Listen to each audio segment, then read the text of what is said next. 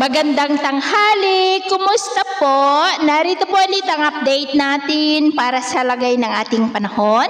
Ngayong tanghali po ng August 28, 2025. Sa ngayon po ay ganap na bagyo ang LPA na nabuo sa may West Philippine Sea at tinawag na po ito sa local name na Jacinto. Pero malayo na po yan, about 430 km west ng Bataan at kumikilos na po palayo patungo dyan sa may south of China. Wala na rin po yung epekto sa ating bansa, maliban sa nahahatak nito ang habagat na nagdudulot ng maulap na kalangitan with isolated rain sa kanluran po ng ating bansa.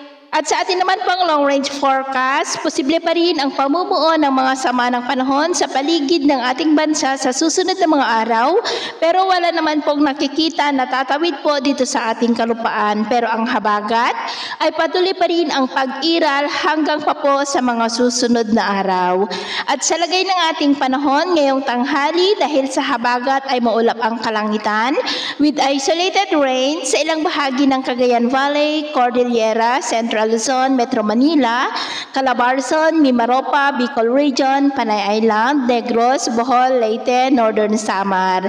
At sa susunod na mga oras, posible pa rin ang maulap na kalangitan with isolated rains sa ilang bahagi ng Northern Luzon, Central Luzon, Metro Manila, Southern Luzon, Panay Island, Negros, Leyte, Samar Provinces, Sulu Archipelago, Zamboanga, Northern Mindanao at Sorsogon. Kaya mag-ingat po tayo sa posibleng banta pa rin ng mapagbaha at pagguho ng lupa.